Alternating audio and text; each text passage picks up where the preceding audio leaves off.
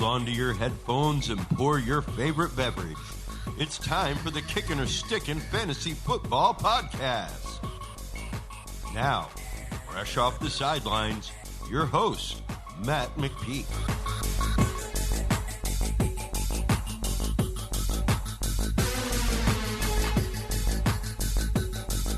Fantasy freaks and geeks, what is up? Welcome to the NFC South offseason recap 2020 season preview. I am Matt McPeak. This is the Kickin or Stickin Fantasy Football Podcast. Thanks for tuning in. We're going to check out the four teams in the NFC South, another division that's always fun. A lot of high-scoring teams down there in the NFC South. Starting with the defending NFC South champion New Orleans Saints. They were 13-3 last year, finished 5-1 in the division. The Saints made it to the playoffs last year for the third year in a row, the eighth time during the Breeze-Payton era. After an historic loss to in Minnesota, 2017, on the Hail Mary to Stephon Diggs on the sideline. Then the worst non-call during a playoff game of all time screwed New Orleans in 2018. Their 2019 loss at home against the Vikings was a pretty normal game with no craziness. The Vikings just fed Dalvin Cook the ball all day long. He had 28 carries, had another 3 catches. Adam Thielen had a huge game, 7 catches on 9 targets for 129 yards. The Vikings held the Saints and Drew Brees to just 200 passing yards, only 1 touchdown, and they forced an interception. They also kept Alvin Kamara to just 55 total yards. They totally earned that victory. There was no doubt that they were the better football team that day. The Saints had a great year, 2019, even went 5-0 during the 5 weeks that Drew Brees was hurt with that thumb injury. That 5-game stretch might have made Teddy Bridgewater $33 million guaranteed by the Carolina Panthers, which we'll get into later. Drew Brees broke the record for the most career passing touchdowns. Michael Thomas broke the record for the most receptions in a single season. He finished with 149 catches on 185 targets. He absolutely dominated in PPR. He had 50 more points than everybody else. Pretty awesome season for him. Kamara had somewhat of a down year. He had his lowest amount of touchdowns and lowest total yards in his short 3-year career, but still had 48 catches from Week 10 on when he returned from that knee ankle injury that he had. He was apparently playing at 75% the entire season. He was not totally healthy, so he'll be back as one of the top 3 running backs in the league in 2020. Granted, he is healthy and that he can stay healthy. The Saints had one of the most concentrated offenses last year. Kamara had 42% of the team's rushing attempts, and that's in only 14 games. Michael Thomas, Alvin Kamara, and Ted Ginn accounted for 60% of the team's targets between the 3 of them. Then you had the 21% of the targets go to the tight ends, Jared Cook, Josh Hill, and Taysom Hill. Taysom Hill saw his involvement in the offense grow a little bit from 2018 to 2019. He had 10 less carries and 40 less rushing yards, but he had 3 times more targets last year, and he caught 6 touchdowns. Sean Payton seems to really love using him in the red zone especially. Michael Thomas, Jared Cook, and Alvin Kamara demand such respect in the red zone. It's easy to kind of forget about Taysom Hill and his freakish athletic abilities. They use him like a tight end. They line him up in the backfield. He blocks kicks. He does everything, man. He's so much fun to watch. Drew Brees was a free agent this offseason, but he signed a 2-year, $50 million deal to stay with the Saints and try and win a 4th straight NFC South championship and hopefully another Super Bowl. The Saints re-signed 3 offensive linemen this offseason, including 3-time Pro Bowl guard Andrews Pete. They lost Von Bell, but they brought back Malcolm Jenkins. They also finally signed a legit number 2 wide receiver in Manuel Sanders. He was traded from Denver to San Francisco last year midseason, and he helped the 49ers get to the Super Bowl. He, like Breeze, signed a 2-year deal, and he's going to be making $12 million a year. That number 2 wide receiver spot has bounced around between a whole bunch of guys over the years. Ted Ginn, Traquan Smith. They tried out Cameron Meredith in 2018, but he got hurt. But Manuel Sanders is a really good veteran wide receiver. He'll bring versatility, toughness, and obviously experience. I think we'll see a package of plays where Sanders and Taysom Hill are throwing passes to each other. Sanders has completed all 4 of his career pass attempts, 3 of them for touchdowns, so he can wing it for sure. The Saints went into the 2020 draft with only 4 picks, but they made all of them count. They got 4 solid prospects. In the first round, they got a center from Michigan, Cesar Ruiz. I think he'll end up playing guard in 2020. In the second round, they took Zach Baun, linebacker from Wisconsin. A.J. Klein left for Buffalo, so Klein could, so Baun could win that spot and play opposite Demario Davis for what could be his last year with the Saints as well. A lot of draft experts had a first-round grade on Baun, but with this year being such a top-heavy draft on offensive players, when you look at the wide receivers and the offensive linemen, the linebacker kind of just fell. Then in the third round, they got a tight end, Adam Troutman. I've also heard a few of them draft people say that he could be the best tight end in the class. Just never really got all that much recognition playing in Dayton. Shout out to Opie Toppins. Got robbed from the tournament championship because of the damn virus. Feel so bad for my dad. He's a longtime Dayton Flyers fan, where Adam Troutman is from. So he could end up being a pretty good player. You know, I'm sure it's not going to happen right away, but again, a lot of draft people had him as one of the top tight ends, if not the top tight end in the class. Then in the fourth round, one of the most interesting picks in the whole draft to me is Tommy Stevens from Penn State. So I know I might be in the minority here, but I believe that the Saints see Taysom Hill as their next starting quarterback once Drew Brees decides to hang it up, even if it's only a bridge quarterback or a transition into getting themselves another young pocket passer. But they gave him a 2-year, $21 million deal with $16 million guaranteed this offseason, that being Taysom Hill. Yes, I know they also signed Jameis Winston, but it's a 1-year, $1 million deal. That's nothing. To me, Winston is just the backup for Brees this year. I think we saw it last year with Teddy Bridgewater. They wanted to have their backup quarterback be a pocket passer and then have Taysom Hill waiting in the wings. I think they're going to completely retool this offense once Brees does retire. And as we see with a lot of teams that have a system that's built so much around a quarterback's mobility and athleticism, you need a backup that can also run that same type of system. We see with the Ravens, you're going to have a quarterback that is going to run that much. You need to build a system around him, and if you're going to have a system like that, you need to have a backup that can play in that system. So that's what I think Tommy Stevens is. I think when Hill takes over, Stevens will be Hill's backup. Taysom Hill is 3 inches taller and 16 pounds heavier, but he only ran the 40 a half of a tenth of a second slower. So Stevens is just as good of an athlete as Taysom Hill is. He's got almost identical body frame and everything like that. So I think that he's going to end up on the practice squad this year, and the Saints are going to roll into every game with Brees, Winston, and Taysom Hill, and then next year or 2 years when Brees decides to retire, they completely shift, and we see them running an offense more like what we saw the Ravens run, and what we're probably going to end up seeing from Kyler Murray's offense. Maybe not to the same extent, but the key schedule run for the Saints. Week 9, they're at the Buccaneers. Week 10, they're at home against the 49ers. Week 11, they're at home against the Falcons. Week 12, they're at the Broncos. Then week 13, they're at the Falcons. Week 14, they're at the Eagles. Week 15, they're versus the Chiefs at home. Week 16, they get the Vikings at home. And then they finish up with another division game in Week 17 against the Panthers. That one's not all that tough. But from Week 9 until Week 16, it's nothing but bangers for the Saints. Every one of those games is going to be great, even against the Falcons, who were not a very good team last year. It's a divisional game, NFC South game. It's going to be a high-scoring game. They're going to be fun.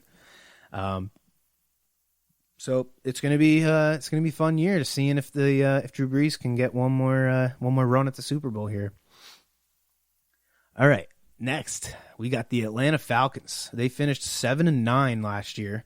Surprisingly, they were 4-2 in the division after starting 1-7, which is pretty impressive. It's been 5 seasons under Dan Quinn now, 3 years since that Super Bowl appearance. It's been 2 seasons in a row without making the playoffs. The Falcons were 1-7 heading into their bye week, and it looked like Quinn was about to get fired. But instead, they decided to just make a trio of coaching changes underneath Dan Quinn. Nobody got fired. Everybody just kind of switched positions. They had, their wide receiver coach became their running backs coach, and their linebacker coach became the secondary coach, and all kinds of weird stuff. But nobody got fired. I don't know exactly what happened, but the Falcons went 6-2 in the second half of last year, including 4 division wins. All 6 of their division games were all in the second half of the season, which is very strange. Usually the league likes to kind of separate them and scatter them throughout the year. But the Falcons are looking to continue that second half of the year's success from last year and carry it into 2020.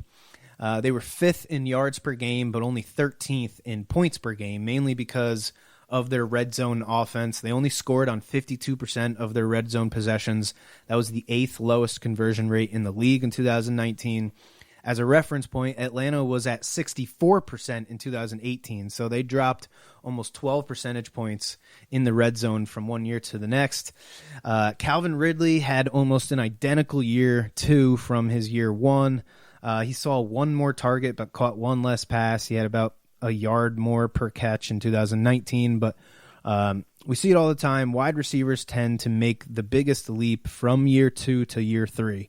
You go back, look at T.Y. Hilton, Devontae Adams, Adam Thielen, and Atlanta's own Roddy White. They all had their breakout season in their 3rd year. Another year with Dirk Cutter as offensive coordinator, another year experience with Matt Ryan and Julio Jones, but probably most importantly, Mohamed Sanu was traded to New England mid-season last year for a second-round pick. I would assume that the 42 targets Mohamed Sanu got last year would mostly go to Ridley. So he is one player that I am targeting in every league that I can. I don't care if it's standard, PPR, non-PPR, whatever. I think he's in line to be the next player that makes that big leap. From playing opposite to Julio and all the other moves that they've made, which we're about to get into. I really like him this year, being Calvin Ridley. They were 30th in rushing yards per game. Devontae Freeman was not the same player as in years past. He missed 2 games, not a surprise. He's only played a full season once in his 6-year career. He had fewer carries per game than he did in his 2 1,000-yard rushing seasons in 2015 and 2016. He had his career low in yards per carry. His yards per reception was lower than his career mark. Just all around, not as good of a player as he used to be. Hell, even Brian Hill was the better running back for the Falcons last year, but they just didn't give Brian Hill as many touches. He averaged 4.5 yards per touch last year, but only got 88 total touches. The lack of rushing production kind of forced the Falcons to cut Freeman and turn to free agency to get their lead back. Problem is, I feel like they kind of replaced one aging running back with another. They signed Todd Gurley to a 1-year deal for $5 million. Not a bad deal. You got a former Pro Bowler that see what exactly he's got left in the tank. Cutting Devontae Freeman saved them $3 million, but they still owe him $6 million this year. So altogether, upgrading from Freeman to Gurley cost them about $2 million. It will be fun to see how Gurley does in a new system that isn't completely predicated so heavily on that stretch and play action. I'm going to guess we see him get more targets in this offense than he did with the Rams last year. I think Matt Ryan's going to utilize him in those swing passes and everything like that. Laquan Treadwell, former first-round pick for the Vikings, was brought in as a fifth wide receiver, and Austin Hooper decided to leave for Cleveland, so the Falcons made a trade for Hayden Hurst. Hurst was also a first-round pick by the Ravens 2 years ago, stepping into a great role here. Austin Hooper had 14% of the targets last year in this offense, with 15 of his targets in the red zone, which was 21% of the Falcons' red zone targets. Hooper led the team in touchdowns. He was third on the team in air yards, and he was and third on the team in first downs. So he was used all over the field. They got a really good deal in the trade. They only had to give up a second and a fifth, but they got a fourth back. And he costs $8 million less than what Hooper signed for with Cleveland. So considering how much they saved, I think Hooper's actually older than Hurst. So they got a younger player at a cheaper cost, and he's going to be good, man. He's another guy that I'm excited about. I'm targeting him in a league. If I'm not going to go tight end early, then him and Mike Gesicki is another guy that I'm definitely targeting late in drafts. The Atlanta defense is going to look very different in 2020. Vic Beasley, Adrian Claiborne, Devondre Campbell, Jack Crawford, Desmond Trufant, they all signed with other teams this offseason. They did sign Dante Fowler Jr. to hopefully take on some of that pass rush that they lost, but the Falcons made most of the additions on defense through the draft. 4 of their 6 picks were defenders. With their first pick, they took A.J. Terrell, cornerback from Clemson. With Desmond Trufant gone, there was a big need at corner, and the Falcons saw the first 2 corners go off the board pretty early, so I guess they didn't want to miss out on this guy. Some draft analysts say it was quite a reach, though. He had a second-round grade by a lot. Mel Kipers of ESPN and Pete Prisco of CBS both were not very impressed with the selection, but Dan Quinn came from Seattle, and he was a part of the development of the Legion of Boom with Brandon Browner and Richard Sherman. Terrell isn't as big as either of those dudes were, but he fits the same profile of a great man coverage corner, so I hope, maybe this dude can, maybe Dan Quinn can pull out all the talent that this kid's got. Then in the second round, they took a defensive end from Auburn, Marlon Davidson. Probably will most likely move into the defensive tackle position. He's kind of a bigger defensive end. He's what a lot of people would call a tweener. Then in the fourth round, they got themselves a linebacker from Fresno State, Mikael Walker, and a safety from California, Jalen Hawkins.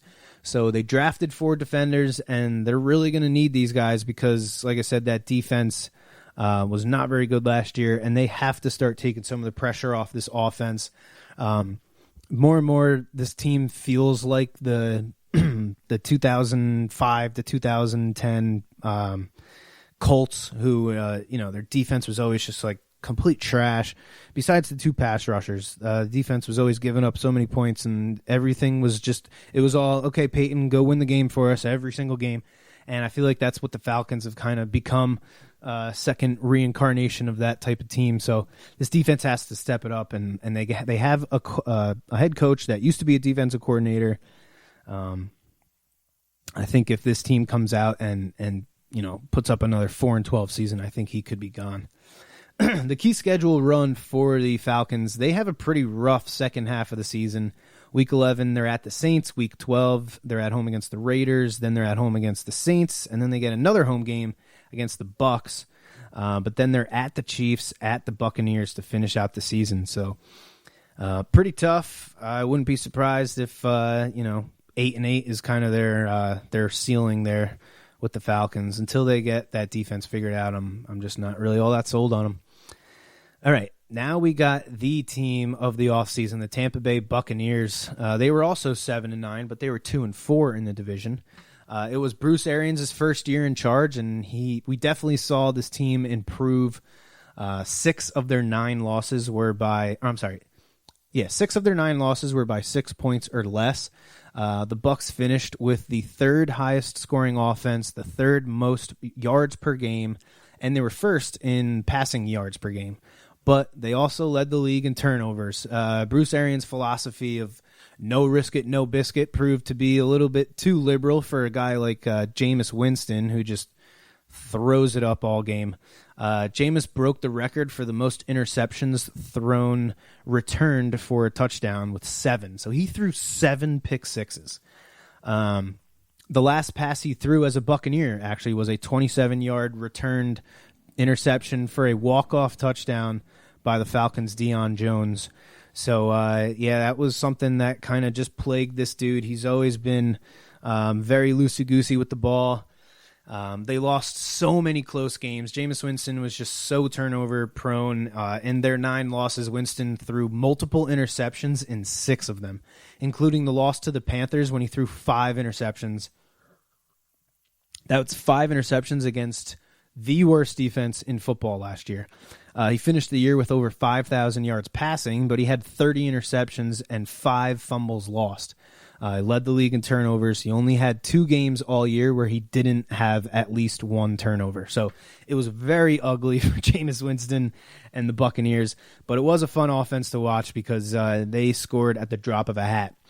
There was a lot of good that came out of the 2019 season for the Buccaneers, though, most notably the play of Chris Godwin. 2019 was his 3rd year in the league. Again, another 3rd-year breakout guy.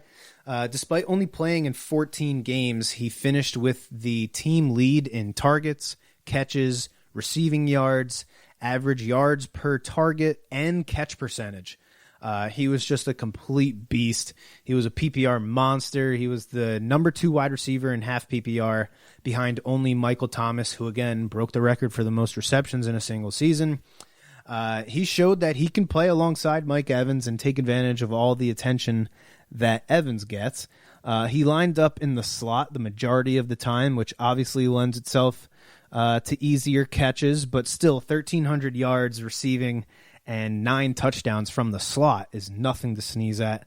He was a Pro Bowler last year for a reason. Then you got Ronald Jones, had a pretty good bounce-back year after his rookie season where he had only 23 carries and he averaged under 2 yards per carry, which is just abysmal. Last year in his 2nd season, he finished with just over 1,000 total yards with 6 total touchdowns. He was the number 26 running back in half PPR, and that was with him splitting carries with Peyton Barber. Jones only got 42% of the carries last year. You would think that with Barber gone, Jones would be in line to get a lot more of the work this year, but I'm not sure that's how it's going to work out. There are just a whole bunch of question marks with this team because of the biggest free agent signing since probably Peyton left Indianapolis for Denver. We had Tom Brady leaves Denver, he leaves New England, heads down to Florida, gets a 2-year deal with the Buccaneers for $50 million, same deal that Drew Brees got. The team decided to move on from Jameis Winston after 5 years. He was their first overall pick in 2015. Him and Mariota went 1-2 that year. They are both backups now in 2020. But again, Tom Brady leaves New England, and if that wasn't big enough, he brings Gronk out of retirement to join him. Best buds, gets him to stop doing WrestleMania commentary and doing booze cruises and whatnot, and he brings him out of retirement to come play football one more year. You can make the argument that Brady doesn't really fit in Arians' system all that well. Winston threw for 6,486 air yards last year, so that's how many yards the ball was in the air for.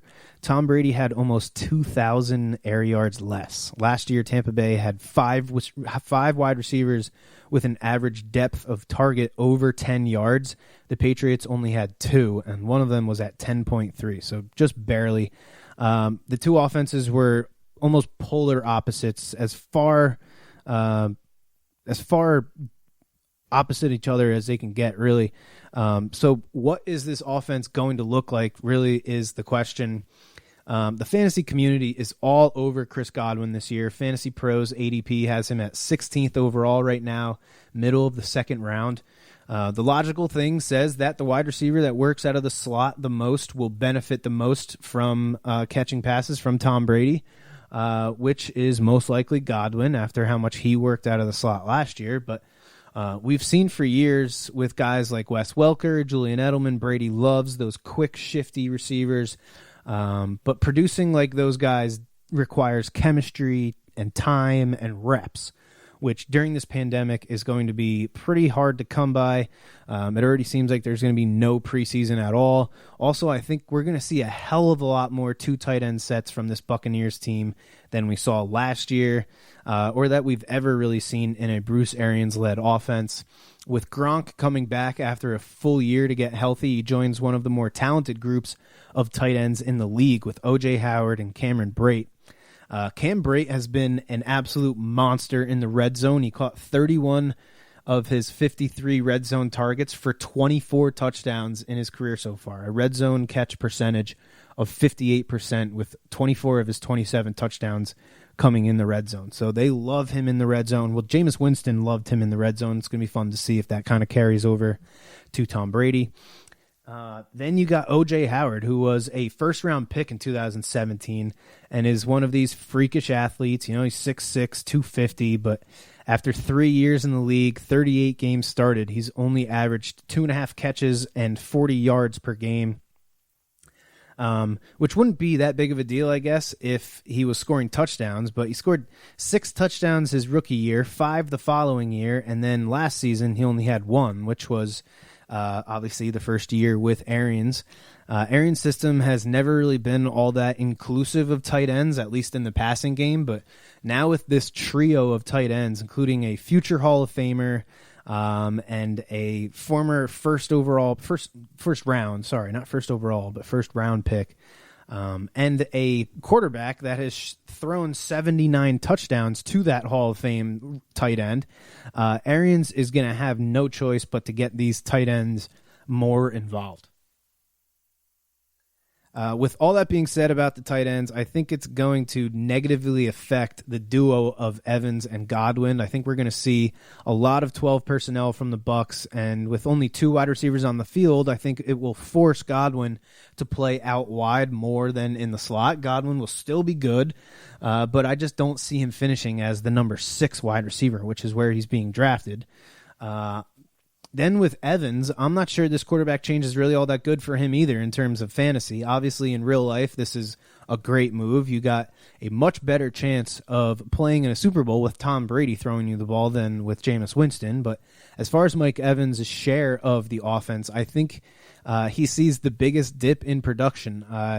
Mike Evans has always been a great deep ball receiver. He's an all-around awesome receiver, but he excels on the deep ball.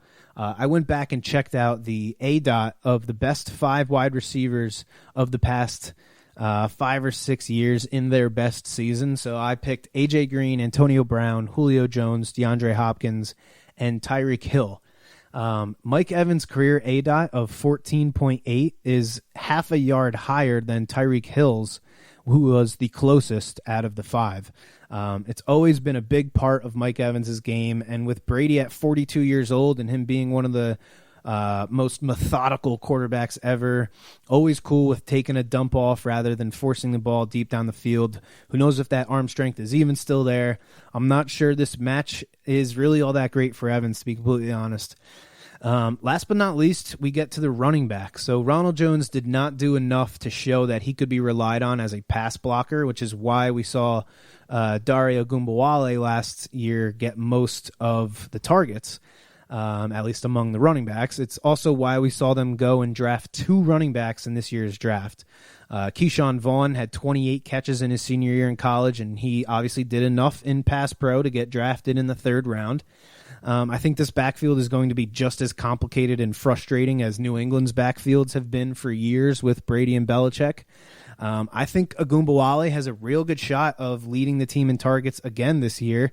And honestly, if I'm going to draft a Tampa Bay running back, I'm just going to wait until one of the last rounds, and I'm going to take Agumbawale in PPR leagues, and just hope that he ends up being the pass catcher on the team, because whoever wins that role is definitely going to see a lot of work.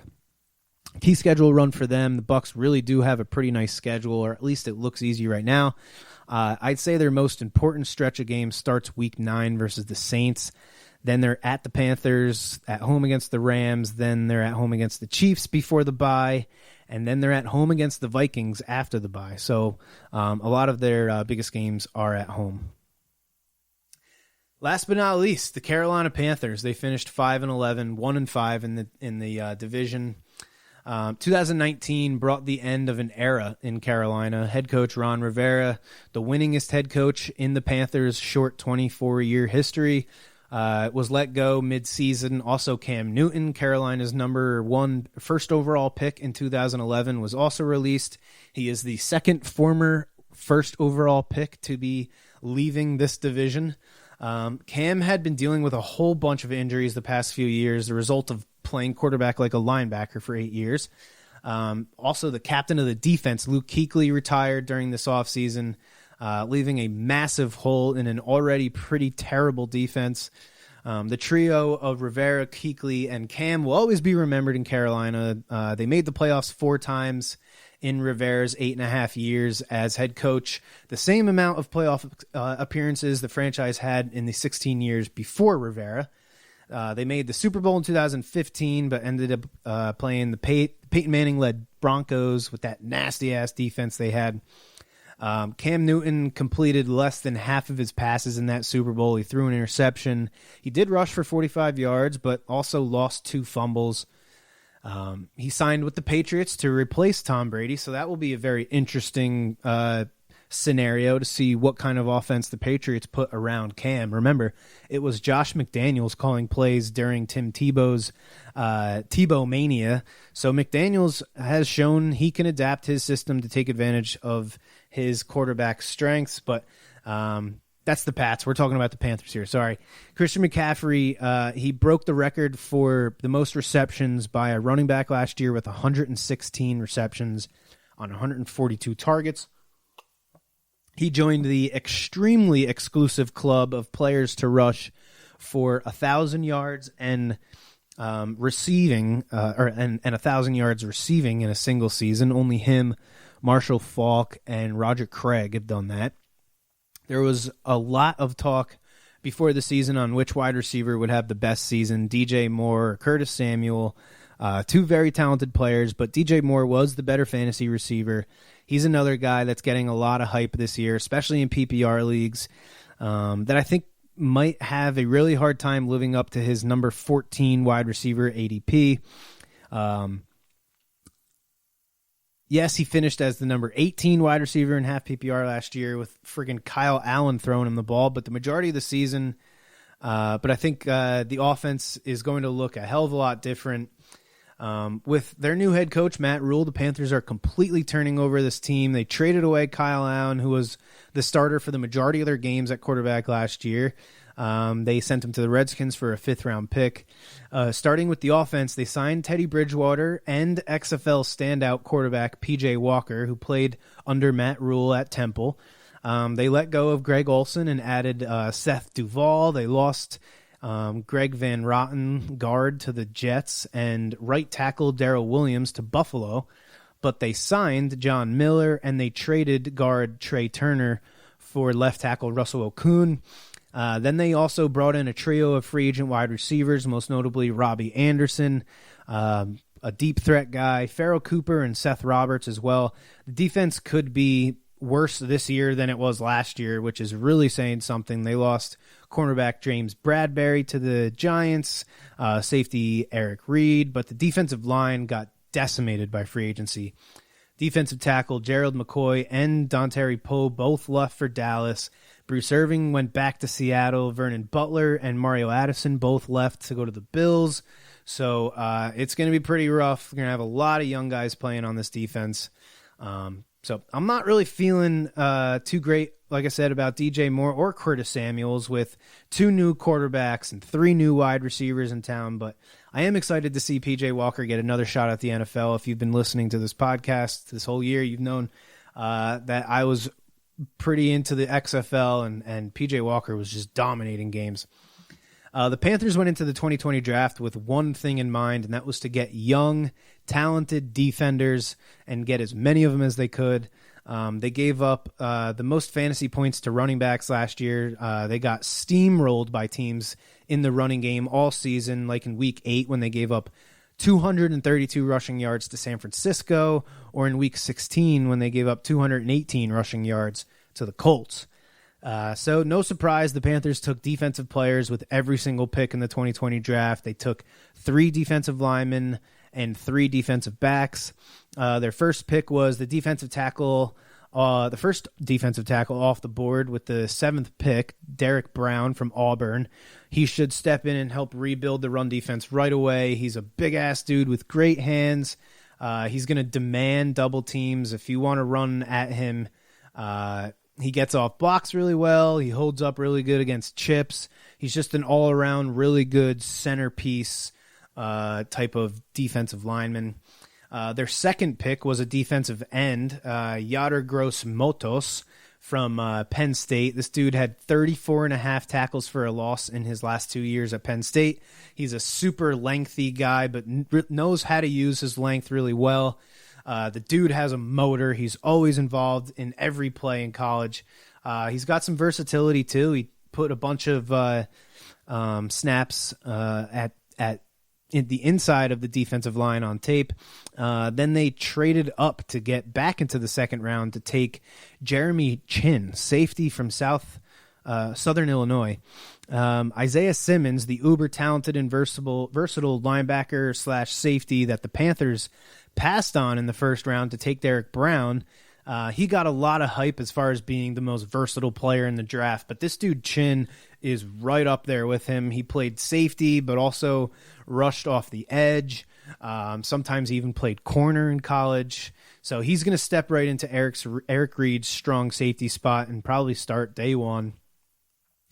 In the 4th and 5th round, they went cornerback on back-to-back picks.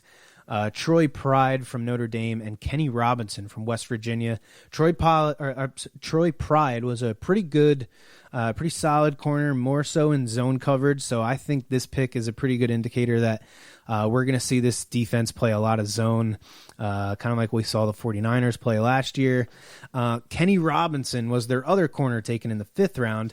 He was another standout in the XFL. He was one of a very few college players who opted to join the XFL knowing that there was a pretty good shot that he was going to get drafted, a month after the XFL season ended. He said, screw it. I can increase my draft stock. I can, continue to play football and make a little bit more money doing it. He filled the stat sheets, 21 combined tackles in 5 games, which for a corner is pretty good. Also, for a corner, he had a sack, 2 tackles for a loss, and he had 2 interceptions in, again, just 5 games. So he's going to be an interesting player to watch, see how those XFL caliber guys stand up to his fellow NFL rookies. This Panther team will almost certainly not be competing for the NFC South title, which will most likely be the doormat of the division. But I like Matt Rule, man. I think he's going to build a really good football team. A lot of college coaches have come into the NFL and failed horribly, but there's just something about Rule that doesn't give me that kind of vibe. So yeah, I like Matt Rule. I think the Panthers are on track to have a nice build up here. So that's going to do it for the NFC South version of the offseason recap, the Kickin or Stickin Fantasy Football Podcast. Thanks again for tuning in. I appreciate it. Make sure you check us out next week. I think we're going to do the NFC West, and then the week following we're going to finish up with the NFC North. So as always, thank you, and may the fantasy gods be cruel to your opponents. You have been listening to the Kickin' or Stickin' Fantasy Football Podcast. For more great episodes and information, follow us on social media and tune in every week. Kickin' or Stickin' is available on Google Podcasts, iTunes, iHeartRadio, Spotify, Alexa, Reach.tv, or your favorite podcast service. Kickin' or Stickin' is a proud member of the HC Universal Network family of podcasts. To find out more about this and other great shows on our network, visit us online at hcuniversalnetwork.com today. Fantasy football is fun, but gambling addiction destroys lives. If you or someone you love suffers from gambling addiction, please do not be afraid to seek help. The National Council on Problem Gambling operates the National Problem Gambling Helpline Network. Contact them today at 1-800-522-4700. Thank you for tuning in to the Kickin' or Stickin' Fantasy Football Podcast. Please remember to play responsibly and always look for your man downfield.